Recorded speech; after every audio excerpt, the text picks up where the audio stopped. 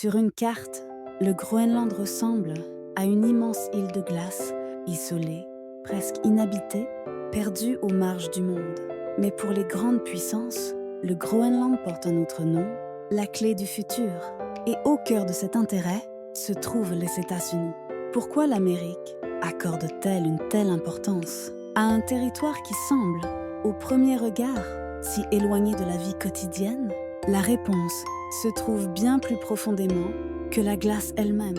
Par sa superficie, le Groenland est la plus grande île du monde. Et pourtant, sa population ne dépasse pas 50,000 inhabitants.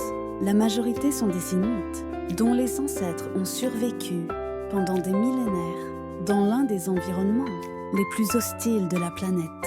Politiquement, le Groenland n'est pas un État indépendant. Il demeure un territoire autonome du Danemark. Le Danemark gère la politique étrangère et la défense, tandis que le Groenland administre ses affaires intérieures.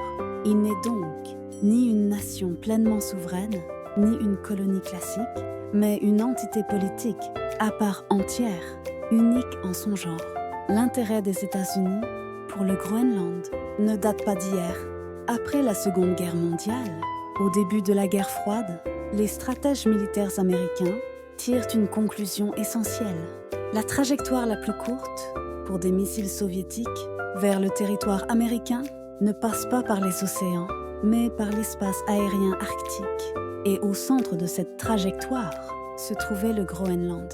C'est ainsi que les États-Unis ont établi, dans le nord du Groenland, la base aérienne de Thule. Encore aujourd'hui, cette base constitue un pilier central du système américain d'alerte précoce antimissile et de défense arctique. Mais la géographie militaire ne raconte qu'une partie de l'histoire. La véritable transformation du rôle stratégique du Groenland est liée au changement climatique. À mesure que la glace fond, des ressources longtemps enfouies sous la calotte glaciaire commencent à apparaître. Terres rares, uranium, pétrole et gaz naturel, ainsi que des minerais indispensables aux industries du futur. Les terres rares, en particulier, sont cruciales pour les véhicules électriques, les semi-conducteurs, les missiles et les satellites. Aujourd'hui, une part considérable de l'approvisionnement mondial en terres rares est contrôlée par la Chine. Du point de vue de Washington, le Groenland représente l'une des rares alternatives crédibles pour réduire cette dépendance stratégique. Mais la fonte des glaces entraîne un autre bouleversement majeur. Elle ouvre de nouvelles routes maritimes. Si les voies de navigation arctique devenaient pleinement opérationnelles, les distances de transport entre l'Asie et l'Europe pourraient être réduites jusqu'à 40%. C'est pourquoi la Russie a déjà largement militarisé l'Arctique, tandis que la Chine se définit désormais comme un État proche de l'Arctique et intensifie ses investissements. Dans ce nouveau contexte, le Groenland n'est plus périphérique. Il est devenu la porte d'entrée de l'Arctique, un carrefour stratégique où se croisent puissance militaire, ambitions économiques et diplomatie mondiale.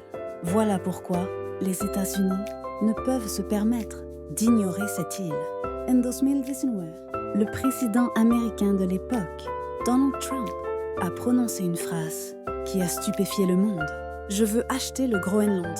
Beaucoup ont ri, mais pas les spécialistes de la politique étrangère et de la sécurité, car cette déclaration n'était pas une plaisanterie, mais l'expression exceptionnellement directe d'une réflexion stratégique américaine de longue date. Le Danemark a immédiatement rejeté l'idée.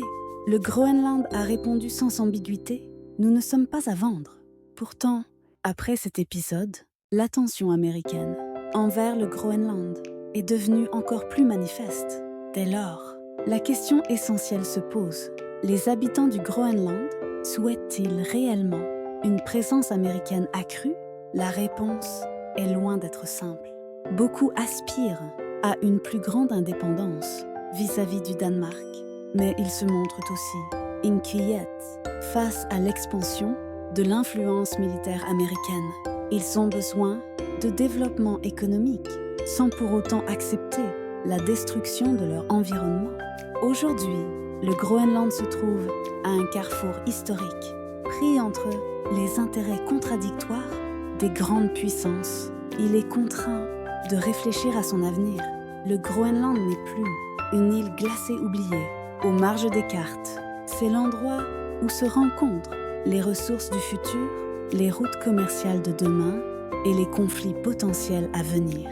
L'intérêt des États-Unis pour le Groenland ne relève pas d'une simple ambition territoriale. Il s'agit d'une stratégie de positionnement, d'une tentative de sécuriser un point d'ancrage au cœur d'un ordre mondial en pleine mutation. Et les conséquences de ce choix dépasseront largement les frontières du Groenland.